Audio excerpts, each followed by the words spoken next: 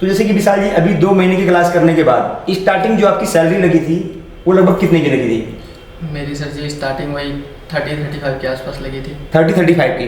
तो अभी आपका एग्रीमेंट कितने टाइम का है? अभी मेरी मतलब मेरे को फर्स्ट महीने पेमेंट हुई थी 30 से 35 की। जी जी। उसके बाद मेरी 40 की हो गई है। अब 6 मंथ बाद मेरी पेमेंट बढ़ जाएगी। चलिए, तो इनकी जो पेमेंट थी पहले महीने की, क्योंकि वो ऑलरेडी यहाँ पर आए हुए थे और इनका इन्होंने इंटरव्यू भी लिया था, टेस्ट भी लिया था, उन्होंने अपने कुछ हैंडसेट इनसे कंप्लीट भी करवाए थे इंस्टीट्यूट में। उसके बाद उन्होंने 35-40 का पैकेज देके इनको अपने साथ लेके भी गए और लगभग आपको 6 महीने काम करते हुए हो गए। और अगर यहाँ पर हम इंस्टीट्यूट की बात करें तो इंस्टीट्यूट की इसमें थोड़ी सी मिस्टेक नहीं भी मान सकते हम, क्योंकि रीज़न है ये उनके लिए एक बिजनेस जैसा है और सभी की थिंकिंग ये होती है कि जितने ज़्यादा बच्चे होंगे उतनी ज़्यादा इनकम होगी।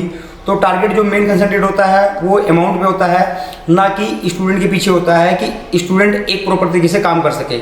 तो आपको जहाँ पर भी जाना है ये जजमेंट आपको लेके जाना है, क्योंकि बहुत सारे स्टूडेंट ऐसे हैं जो नोटबुक बनाना ही नहीं चाहते हैं, जो नोटबुक बनाते ही नहीं है, ठीक है। तो वहाँ पर जो ब्लेम है वो टीचर के ऊपर नहीं जाता है। मेरे पास भी जब कोई इंस्टीट्यूट का स्टूडेंट आता है तो मैं उसको फर्स्ट बोलता हूँ कि आपको आपकी नोटबुक लेके आना है, क्योंकि आपकी नोटबुक एक्सप्लेन करेगी कि आपने कितनी मेहनत की है। तो जैसे कि जो फ्रेशर आने वाले हैं उनके बारे में आपका क्या रिव्यू है, क्योंकि रीजन है आपने 2 महीने में वो लिमिटेशन पार की है जो कि हो सकता है कि मार्केट में बहुत हाइयर फीस जो पे कर रहे हैं, 1 लाख रुपए तक भी फीस लोग पे कर दे रहे हैं, 60,000, 70,000, 50,000, उसके बाद भी वो 2 महीने में उस लेवल पर नहीं पहुँच सकते हैं जहाँ पर आप पहुँचे हुए हैं। जी सर जी। तो मैंने तो बहुत ज़्यादा अल्टीमेट मेहनत भी की थी और बाकी सबकी भी मेहनत तो बहुत ज़्यादा जी। इस सर ने भी दिन रात एक किया था और मैंने भी दिन रात एक किया था जी। आज तो यहाँ तक पहुँचा हूँ मैं जी। तो बाकी फ्रेशर के लिए आप फिर क्या कहना चाहेंगे जो फ्रेशर है? फ्रेशर के लिए सर मैं यही कहना चाहूँगा कि मतलब फ्रेशर भी जहाँ भी जाए वहाँ कम से कम 8-10 स्टूडेंट हो, कम से कम जितना कम से कम स्टूडेंट होगा ना उतना फ्रेशर को समझ आएगा। जैसे आप थे सर की मतलब हमारे इंस्टीट्यूट में 10 स्टूडेंट थे, कम से कम 10 स्टूडेंट है, तो जो फ्रेशर है आप उसको अलग से उनकी क्लास लगाते हैं, आप उनको शुरू से एकदम जड़ से बताते हैं कि जैक कैसे डालना, माइक कैसे डालना, आईसी कैसे निकालनी, आईसी कैसे लगाना, पूरा प्रॉपर जड़ से बताते हैं। वहीं पर अगर मैं ऑस्लोस्कोप लेके बैठ जाता हूँ दिखाने के लिए तो श्योर है कि वो ऑस्लोस्कोप की बातें आपके सर से ऊपर जाने वाली है। यहाँ तक कि जो भी टीचर ऑस्लोस्कोप यूज भी करते हैं वो बेटर है यूज करते हैं, लेकिन वहाँ पर वो बातें जिसको सिखा रहे हैं उसको चीज़ें समझ में आ भी रही हैं या नहीं आ रही हैं ये उनसे मतलब नहीं होता है। उनका सिर्फ टारगेट होता है क्लास को एक ओनली फॉर एंड्रॉइड पे ही काम कर रहे हैं वहाँ पर, या आपने वहाँ पर कोई आईफोन भी बनाए हुए? नहीं सर जी, आपने सिस्टमेटिक अल्टीमेट बढ़ा दिया हमें जी। तो एंड्रॉइड तो कर ही लेता हूँ मैं आईफोन भी कर लेता हूँ एंड्रॉइड के साथ साथ। आईफोन में लगभग समथिंग आपने कौन से मॉडल किए हैं? मैं सर एक तो मैंने 12 मिनी भी किया हुआ था जी, और बाकी मैं आईफोन 7 प्लस 8 प्लस तक किया हूँ, एक्स भी किया हूँ एक जी। अच्छा सर, हम कॉलिंग की बात करें तो कॉलिंग का आपका रेशियो क्या है? जब आप कॉल करते थे बिल्कुल तो सर, आपकी कॉल पिकअप होती नहीं होती? जी सर होती थी। पहली बार तो हम फंसते नहीं थे, मतलब बहुत जब हमें लग जाए कि हाँ अब हाथ पैर नहीं मारा जाएगा उसी बार तभी आपको सर कॉल करते थे। तो आप मतलब बैक भी सपोर्ट काफ़ी अच्छा रहा है जी, कोई प्रॉब्लम नहीं। अच्छा, यहाँ पर अगर हम जब भी कॉल करते थे आप कॉल पिक करते थे, कभी वो आप बिजी हो गए तो फिर जब भी फ्री हुआ आप बैक कॉल कर देते थे। तो ये बताइए कि क्या आपको ऐसा लगता है कि फ्यूचर में आपको किसी इंस्टीट्यूट जाने की जरूरत है? बिल्कुल। अच्छा, स्टूडेंट कम होने के बेनिफिट क्या मिले आपको? सर स्टूडेंट कम थे, आप पूरी तरह हमारे पे फोकस करते थे, दिन रात हमारे पे लगे रहते थे कि हाँ जी। तो जैसे कि आपने डबल डेकर भी किया और ब्लैक पेस्टेड भी नॉन पेस्टेड भी किया, तो वो सारी चीज़ें आपको उस टाइम पे ऑन बोर्ड मिले थे? जी सर जी, मेरे को 3 बोर्ड ऑन, बिल्कुल ऑन फ्रेश बोर्ड मिले थे जी। तो वीडियो में आप देख भी सकते हैं, जो मैंने वीडियो उस टाइम का रिकॉर्ड करके रखा हुआ था उसको भी मैं इसके साथ एडिट करने वाला हूँ। वहाँ पर इनको हमने लाइव बोर्ड भी दिए थे। अच्छा, क्या लाइव बोर्ड मिलने से कुछ उस टाइम बेनिफिट हुआ था आपको? बहुत ज़्यादा सर जी, कॉन्फिडेंस उसी से आया था कि लाइव बोर्ड पे मैं काम कर रहा हूँ। हेलो एवरीवन, एआई सॉल्यूशन से मैं सुपन गुप्ता, आप सभी का स्वागत है एआई सॉल्यूशंस के ऑफिशियल यूट्यूब चैनल पे। तो जैसे कि आज का जो हमारा वीडियो है ये बहुत ही ज़्यादा खास रहने वाला है। इसका रीज़न ये है कि आज हम एक जनरल टॉपिक पे बात करने वाले हैं। बहुत सारे फ्रेशर स्टूडेंट हैं और बहुत सारे टेक्नीशियन भी हैं जो फ्रेशर हैं, जो टच डिस्प्ले फोल्डर का काम करते हैं, उसी का काम करते हैं, तो उनको ट्रेनिंग की रिक्वायरमेंट है, तो वो कहीं पर भी चले जाते हैं। तो आज इस वीडियो में हम उसी टॉपिक को कैप्चर करने वाले हैं कि जिस भी इंस्टीट्यूट में विजिट करते हैं वहाँ की क्या रिक्वायरमेंट होनी चाहिए, क्या फैसिलिटी उनको मिलनी चाहिए, और यहाँ पर हमें भी टारगेट करने वाले हैं कि कितने % जो यहाँ पर मिस्टेक है वो इंस्टीट्यूट की तरफ से होती है और कितने % यहाँ पर जो मिस्टेक है वो स्टूडेंट की तरफ से होती है या टीचर की तरफ से भी होती है। तो इन सभी प्लस और माइनस के पॉइंट को हम यहाँ पर कवर करने वाले हैं। और उसके साथ मैं आपको बताना चाहूँगा कि आज हमारे साथ वीडियो में है विशाल सर, और ऑलरेडी इन्होंने यहाँ पर जो दिल्ली की हमारी पहली बैच थी इन्होंने वहाँ पर ज्वाइन की थी, और ये पहली बैच के स्टूडेंट हैं दिल्ली के। तो इनका क्या रिव्यू था, इनको कितना टाइम लगा, ये पहले से क्या करते थे, और ऑलरेडी इनका जो वीडियो है वो मेरे पास पहले से भी रिकॉर्डेड पड़ा हुआ है। और इस वीडियो के साथ मैं उस वीडियो को भी मेंशन करने वाला हूँ, क्योंकि मैं ज़्यादातर एडवर्टाइजमेंट पे फोकस नहीं करता। रीज़न ये है कि मोस्टली जो मेरा टाइम है वो स्टूडेंट के पीछे चला जाता है। वो टाइम हो, क्योंकि अभी तो हमने टाइम एक थोड़ा सा मेंटेन कर दिया है, लेकिन जब विशाल जी थे उस टाइम जो था वो अनलिमिटेड था, और अभी भी ये टाइम अनलिमिटेड है, लेकिन उन स्टूडेंट के लिए है जो स्टूडेंट मेहनत करना चाहते हैं। जैसे कि विशाल जी जो थे ये मेहनत भी करना चाहते थे, और ये रात में 2 बजे तक, 3 बजे तक, 12 बजे तक, 1 बजे तक प्रैक्टिस करते भी थे। तो अगर ऐसे कोई भी स्टूडेंट है तो उनके लिए भी अभी सिस्टम वैसा ही है कि मैं उनके साथ रात में 1 बजे तक, 12 या 2-3 बजे तक काम करने वाला हूँ, उनको गाइड करने वाला हूँ। तो यहाँ पर हम इन सब चीज़ों को टारगेट करने वाले हैं, और ये वीडियो आप बिल्कुल मिस नहीं करना है आपको, क्योंकि ये वीडियो आपको बहुत सारी नॉलेज और बहुत सारी चीज़ें आपको ओपनली बताने वाला है, और इसमें बहुत सारी अपडेट भी आपको मिलने वाली है। तो पहले हम नाम जानते हैं, और सर अपना नाम बताइए। सर मेरा नाम विशाल सिंह है। और कहाँ से हो सर आप? सर मैं पंजाब से। तो विशाल जी, आपने यहाँ पर जो बैच पहली ज्वाइन की थी वो लगभग कितने टाइम हुआ आपको ज्वाइन किए हुए? सर मेरे को 5 से 6 मंथ हो गए। 6 मंथ हो गए। तो 6 मंथ पहले जब आपने फर्स्ट बैच यहाँ पर ज्वाइन की थी, तो जैसे कि आप इसके पहले क्या करते थे उससे? इसके पहले मैं सर टच डिस्प्ले का थोड़ा बहुत काम करता था जी। आईसी का कुछ नॉलेज नहीं था मेरे को, कंपोनेंट वगैरह की कुछ खास नॉलेज नहीं थी, मतलब थोड़ा बहुत कर लेता था, जैक ओसी वगैरह कर लेता था। जी। बाकी और कुछ नॉलेज नहीं। तो जैसे कि आपकी जो पहली महीने की बैच हुई 20 डेज़ की, तो जैसे कि जो आपने पहली महीने की बैच ज्वाइन की, तो 1 महीने की क्लास लेने के बाद क्या ऐसा पॉसिबल था कि आप 1 महीने की क्लास के बाद प्रॉपर काम कर सकते थे काउंटर पर? नहीं सर। नहीं। उसका रीज़न क्या था? रीज़न था कि पहले महीने में सबसे पहले तो आपने पहले ही बता दिया कि हमें सिस्टम के तरीके से सिस्टमेटिक पूरा फाइंड करना है। जी। मैंने सिस्टमेटिक सारा ड्रॉ किया था। जी। तो पहले महीने में मैं सिस्टमेटिक वगैरह काफ़ी नॉलेज लिया। मैं बिल्कुल फ्रेशर था, मतलब एक तरफ से फ्रेशर ही था। तो मेरे इस आईसी लाइन में तो मैं आया नहीं था, पहले आईसी वगैरह का काम नहीं करता था। तो इस वजह से आप बोले कि चलो सिस्टमेटिक के थ्रू चलना है, हमें धीरे धीरे करे, लेकिन परफेक्ट नॉलेज हो जाना चाहिए। जी। तो फिर मैं आया आपके पास, फिर आपने बताया कि हाँ, फिर पहले महीने में कर लिया था सिस्टमेटिक का, मेरा फंडा खत्म हो गया था। जी। पर मेरा रह गया था कि स्किल जो स्किल है स्किल, हाँ, क्योंकि मैं सबसे ज़्यादा फोकस करता था सिस्टमेटिक पे, क्योंकि स्किल तो अपनी है कि 10 दिन करे तो बन जाएगी। जी बिल्कुल। तो बस यही चीज़ था सर जी। तो दूसरे महीने में आपके मतलब क्या डाउट्स क्लियर हुए? दूसरे महीने में आपने क्या किया? दूसरे महीने आया, मैंने जितने EMC सॉफ्टवेयर से रिलेटेड जितने वो थे इशूज है, सारा मैंने रिकवर कर लिया। तो वो सारी जैसे कि आपने प्लस अपनी स्किल भी कर लिया। तो जैसे कि आपने डबल डेकर भी किया जी सर। और ब्लैक पेस्टेड भी, नॉन पेस्टेड भी किया, तो वो सारी चीज़ें आपको उस टाइम पे ऑन बोर्ड मिले थे? जी सर जी, मेरे को 3 बोर्ड ऑन, बिल्कुल ऑन फ्रेश बोर्ड मिले थे। जी। तो वीडियो में आप देख भी सकते हैं, जो मैंने वीडियो उस टाइम का रिकॉर्ड करके रखा हुआ था उसको भी मैं इसके साथ एडिट करने वाला हूँ। वहाँ पर इनको हमने लाइव बोर्ड भी दिए थे। अच्छा, क्या लाइव बोर्ड मिलने से कुछ उस टाइम बेनिफिट हुआ था आपको? बहुत ज़्यादा सर जी, कॉन्फिडेंस उसी से आया था कि जी। लाइव बोर्ड पे मैं काम कर रहा हूँ। जी बिल्कुल। देखिए, क्योंकि अगर फ्रेशर स्टूडेंट है तो जब तक वो लाइव बोर्ड पे काम नहीं करेगा कॉन्फिडेंस कभी नहीं आएगा, और रिटर्न अपने काउंटर पे जाने के बाद 100% श्योर है 4 फ़ोन पे काम करने के बाद वो काम छोड़ देगा। क्योंकि जैसे ही कस्टमर के 4 से 5 फ़ोन डेड हो जाते हैं तो जो टेक्नीशियन है उसका जो मनोबल है वो थोड़ा सा टूट जाता है, उसको लगता है कि मैं काम नहीं कर पाऊंगा। इसलिए हम टारगेट करते हैं कि आप प्रॉपर तरीके से यहीं पर काम करके जाएं, ताकि आपको इतना कॉन्फिडेंस हो जाए कि अपने काउंटर पे आप काम कर पाएंगे। तो जैसे कि विशाल जी, अभी 2 महीने की क्लास करने के बाद स्टार्टिंग जो आपकी सैलरी लगी थी वो लगभग कितने की लगी थी? मेरी सर जी स्टार्टिंग वही 30-35 के आसपास लगी थी। 30-35 की।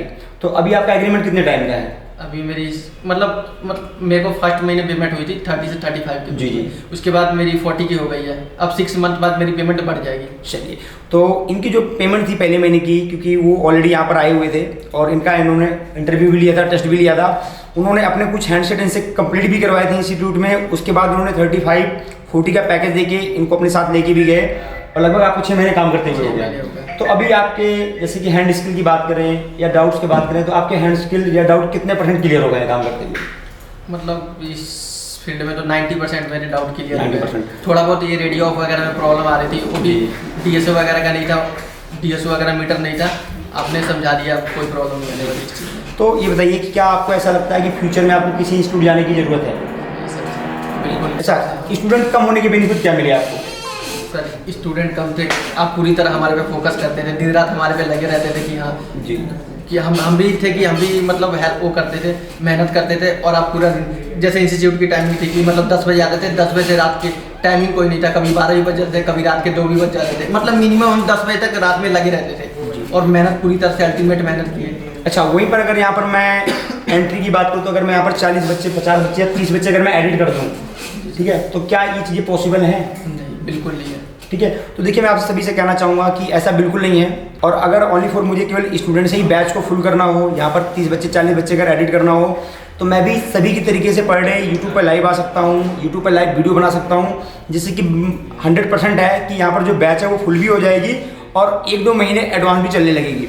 लेकिन मेन जो टोटली टारगेट है वो ये रहता है कि जो स्टूडेंट है वो पैसा कहाँ से लेके आया है, किस तरीके से लेके आया है, उसका जो अमाउंट है वो रिकवर होना चाहिए। और वो अगर एक बड़ी लंबी भीड़ के साथ अगर उस चीज़ को हम कोऑपरेट करते हैं, उनको 40 बच्चे 50 बच्चे में, तो टीचर को नाम तक पता नहीं रहता है।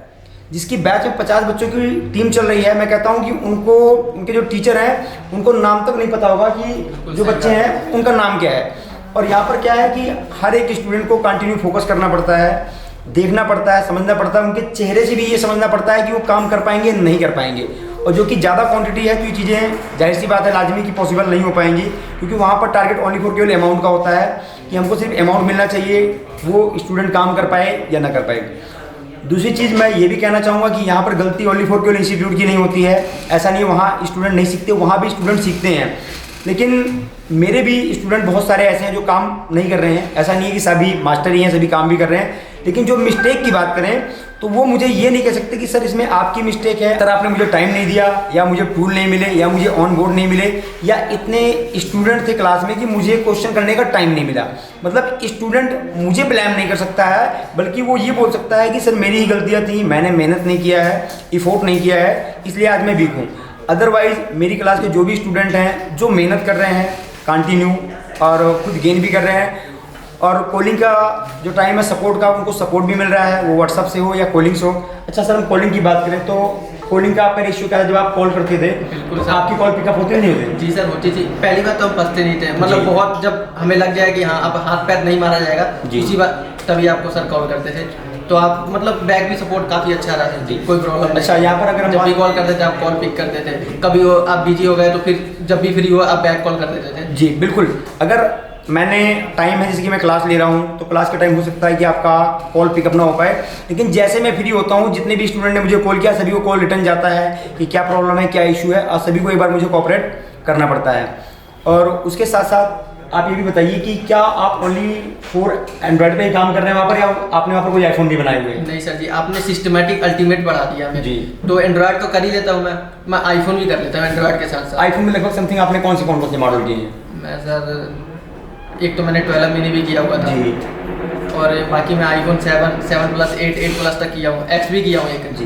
तो देखिए, अगर एक जो स्टूडेंट है अगर उसके अंदर सीखने का टैलेंट है, वो सीखना चाहता है, एफर्ट मेहनत करना चाहता है, और एक टीचर है वो सिखाना भी चाहता है, दोनों की ही जिद है। स्टूडेंट जिद से सीखना भी चाहता है, टीचर जिद से सिखाना भी चाहता है, तो 100% है कि यहाँ पर आईफोन और एंड्रॉइड डज नॉट मैटर, ये मैटर नहीं करता है। आप दोनों चीज़ें पॉसिबल कर सकते हो, बस थोड़े से जो इशू हैं वो फ्यूचर के साथ साथ वो भी सॉल्व हो जाते हैं। अच्छा, यहाँ पर जो ऑसिलोस्कोप डीएसओ की नॉलेज है, क्या वो भी ऐसा लगता है कि आपको उसके लिए कहीं इंस्टीट्यूट में जाने की जरूरत है? नहीं सर, बिल्कुल नहीं। बिल्कुल नहीं। तो अच्छा, क्या ये पॉसिबल है अगर फ्रेशर स्टूडेंट आता है तो वो सडनली अगर सोचे कि मुझे ऑसिलोस्कोप भी मैं सीख जाऊँ, या बिल्कुल पॉसिबल ये पॉसिबल है? नहीं, बिल्कुल नहीं। क्योंकि देखिए मुझे सिखाने में कोई इशू नहीं होता है, लेकिन जो आपका माइंड है वो आपका माइंड भी जज करता है कि अभी वो उसके लिए एलिजिबल हो पाया है, वो जो नॉलेज आपको लेना है उसके अकॉर्डिंग आप रेडी हैं या नहीं है।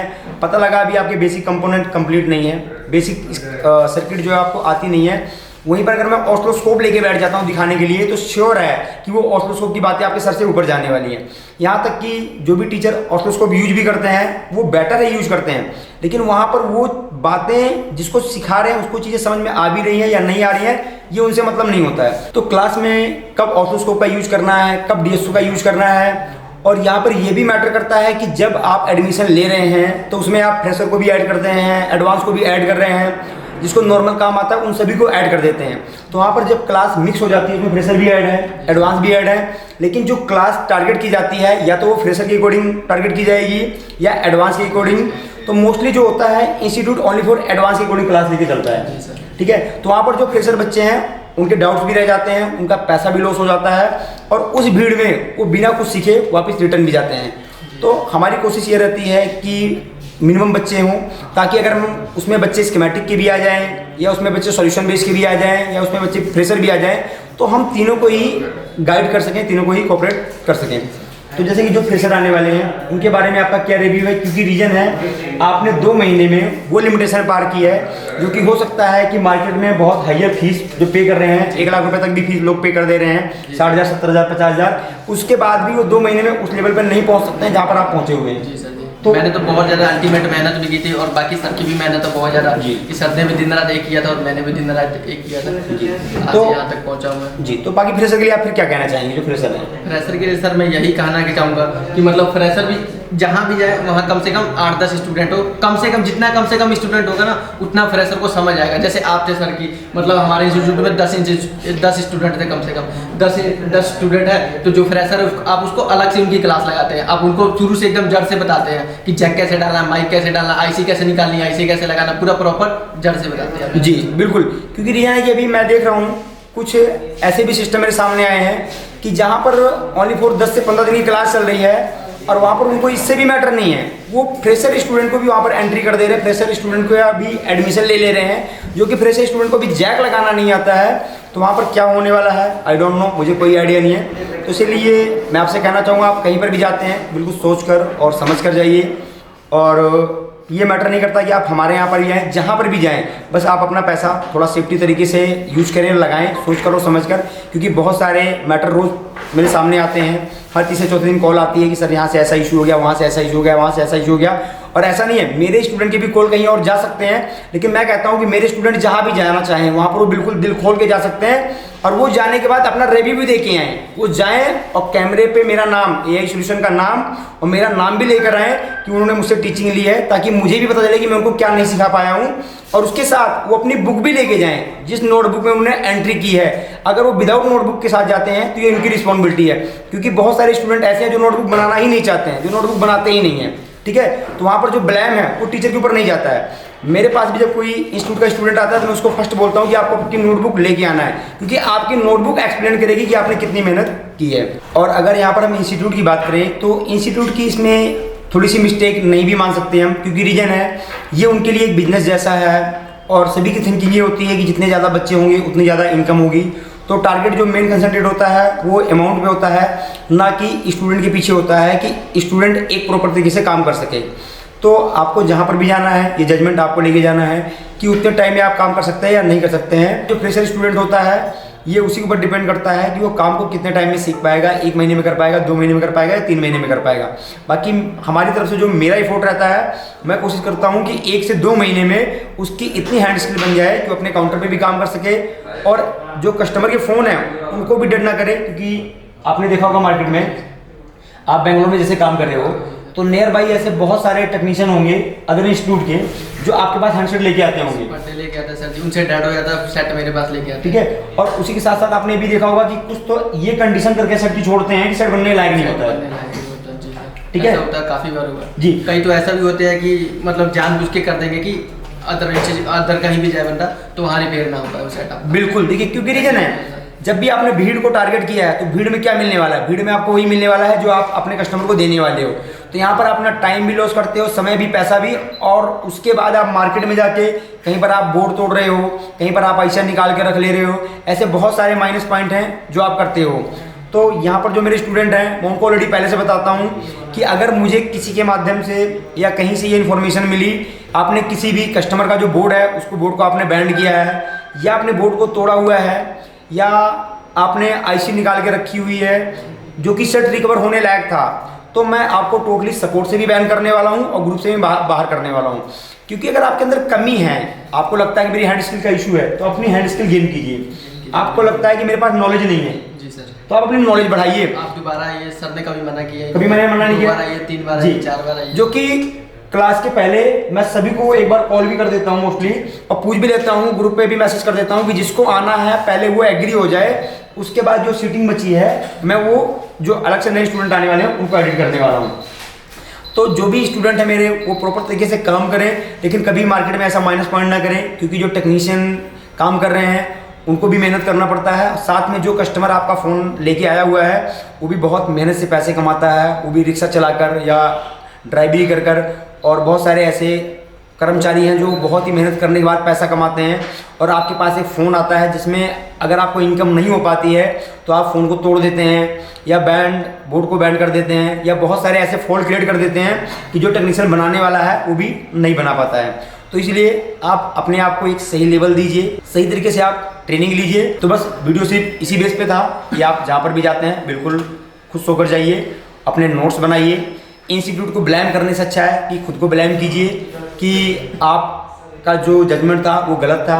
आप एक ऐसे प्लेस पे चले गए जहाँ टीचर के पास इतना टाइम नहीं है कि वो आपको कोऑपरेट कर सकें। आप एक ऐसे प्लेस पे चले गए जहाँ टीचर आपकी कॉल तक पिकअप नहीं करते हैं। जैसे आपने क्लास ली, क्लास लेने के बाद आपकी कॉल तक पिकअप नहीं होने वाली है, टीचर आपकी कॉल का रिप्लाई नहीं करते हैं। और यहाँ तक कि बहुत सारे ऐसे सिस्टम हैं जो मुझे कहने से कोई मतलब नहीं है, मैं इसको कहना भी नहीं चाहूँगा क्योंकि सभी का अपना बिजनेस है, सभी अपना बिजनेस चला रहे हैं और मेन जो टारगेट होता है वो बिजनेस का होता है। बाकी जाना या ना जाना ये आपके जजमेंट पर डिपेंड करता है। ठीक है, देखिए आपने इसके पहले वीडियो भी देखा था, आपने कई इंस्टीट्यूट से इंक्वायरियाँ भी ली थी, ठीक है, लेकिन यहाँ पर आना या ना आना ये आपका जजमेंट है। जी सर, पहले तो यहाँ मैं देखा कि स्टूडेंट काफ़ी कम है, फिर मैंने ऐसा देखा था, फिर मैंने स्टूडेंट से भी पूछा था, रिव्यू लिया था उनका, तो स्टूडेंट कह रहे थे कि मतलब हम तो रात के 2-3 बजे तक हमारा बैच कंटिन्यू चलता था। जी। तो मैं सोचा कि अगर वहाँ जाए तो ज़्यादा बेस्ट होगा और सर अच्छी तरह से गाइड करते हैं, तो पहले मैं अच्छी तरह से इंक्वायरी करके फिर यहाँ। जी। अच्छा, उस टाइम पे विशाल जी मतलब आपकी बैच में कितने स्टूडेंट थे? पहली बैच में तो सर 3 स्टूडेंट। 3, मतलब कि पहली बैच में 3 स्टूडेंट हैं, लेकिन उसके बाद भी मैंने क्लास को कंटिन्यू किया हुआ है, ठीक है, उसके बाद भी गाइड किया हुआ है। तो देखिए कहीं ना कहीं ये चीज़ें बहुत बड़ा मायने रखती हैं कि भले से सामने आपको कितना बड़ा भी सपोर्ट मिल रहा हो, लेकिन एक जो टाइमिंग का इशू है कि अगर आपको पर्सनल, जैसे कि हम बात करते हैं क्लास की, कि क्लास हम कहीं भी करते हैं, जैसे कि हम कोचिंग करते हैं, पढ़ाई करते हैं, तो स्कूल के बाद भी आपको ट्यूशन लेना पड़ता है। तो आपको ट्यूशन क्यों लेना पड़ता है? उसका रीज़न है कि वहाँ पर इतनी भीड़ होती है, इतनी क्वांटिटी होती है कि आपके क्वेश्चन क्लियर नहीं हो पाते। वही चीज़ आप जब ट्यूशन पढ़ते हैं तो ट्यूशन में आपके डाउट क्लियर होते हैं। तो मैं आपसे बिल्कुल ये कहना चाहूँगा कि आप जो भी क्लास ज्वाइन कर रहे हैं उसको एज ए ट्यूशन ज्वाइन कीजिए, ना कि एज अ क्लास। अगर आप क्लास के अकॉर्डिंग ज्वाइन करते हैं तो आपके पैसे लॉस जाने वाले हैं। अगर आप एज ए ट्यूशन ज्वाइन करते हैं तो 100% है कि आपका पैसा रिकवर होने वाला है, क्योंकि ट्यूशन में क्वांटिटी कम होगी तो टीचर आपके ऊपर फोकस भी कर पाएगा, आपके जो सवाल हैं उसको रिप्लाई भी कर पाएगा, उसके आंसर भी दे पाएगा।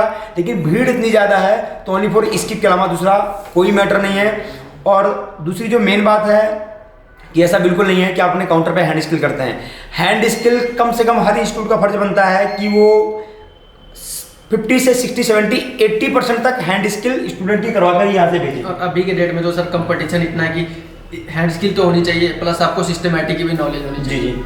इसके बिना अधूरा है, ठीक है। तो यहाँ पर आपको दोनों ही चीज़ें आपको कंटिन्यू करना पड़ता है। तो आप अपने माइंड के अकॉर्डिंग ये जजमेंट ले सकते हैं कि आपको कहाँ जाना है, कहाँ नहीं जाना है। और शुरू में तो फ्रेशरों को करना, हैंडल करना बहुत बड़ी बात होती है, क्योंकि उनसे इतने सारे मिस्टेक, इतनी सारी गलतियाँ। और एक फ्रेशर से ऑन बोर्ड, क्योंकि रीजन है कि आप सभी देख रहे हैं और जिन्होंने ट्रेनिंग ली है उन सभी को भी पता है कि आप कहीं पर भी जाते हैं तो आपको डेड बोर्ड के सिवा ऑन बोर्ड नहीं मिलता है। उसका रीजन यही है कि ऑन बोर्ड आप ऐसे खत्म करेंगे, ऐसे डेड करेंगे जिसकी कोई लिमिट नहीं है, ठीक है। क्योंकि उसके साथ आपको सीपीयू भी देना पड़ता है, एमएमसी भी देनी पड़ती है, पावर आईसी भी देनी पड़ती है और बोर्ड भी देना पड़ता है। तो उसका जो बैलेंस है वो बनाने में भी इंस्टीट्यूट की बहुत ज़्यादा लॉस हो जाता है। तो इसलिए टोटली सिर्फ आपको एक डेड बोर्ड पकड़ा दिया जाता है जिस पे आप प्रैक्टिस करते हैं और उसी पे प्रैक्टिस करके आप दोबारा वापस घर चले जाते हैं। यहाँ पे सर आपने 3 ऑन बोर्ड दिया था, हम कम से कम एक बोर्ड को 4-5 बार रिवॉल्व करके ऐसे ही डाला, कोई प्रॉब्लम नहीं है। जब तक हमें मतलब लगा नहीं कि सेटिस्फाइड नहीं हुए हम, हमारे को प्रॉपर लग गया कि हाँ हमारी स्किल बन चुकी है, उसके बाद ही हमने उस बोर्ड को छोड़ा। जी। तो देखिए मैं कोशिश यही करता हूँ कि आप एक बोर्ड को, ऐसा नहीं है कि बोर्ड आपने कर लिया आप मुझे छोड़ दीजिए। मैं ये कहता हूँ कि बोर्ड को आप तब तक रिवॉल्व कीजिए जब तक बोर्ड बिल्कुल सर खत्म ना हो, आपको लगे नहीं कि मेरी स्किल हो गई है। हाँ, जब तक आपको ना लग जाए कि मेरी स्किल हो गई है, मैं कर सकता हूँ, या जब तक सीपीयू आपको मर ना जाए। हाँ बिल्कुल, जब तक आपका सीपीयू और एमएमसी मर ना जाए, वो ये ना बोले कि सर मैं अब इस लायक नहीं बचा, मुझे आप छोड़ दो, तब तक आपको उसको कंटिन्यू करना होता है ताकि आपको कॉन्फिडेंस होगा, अपने काउंटर पे काम कर पाओगे। तो चलिए इसी तरीके से मिलते हैं नेक्स्ट वीडियो में और आशा करता हूँ कि ये वीडियो आपके लिए हेल्पफुल होगी। तो thank you for everyone, thank you for watching.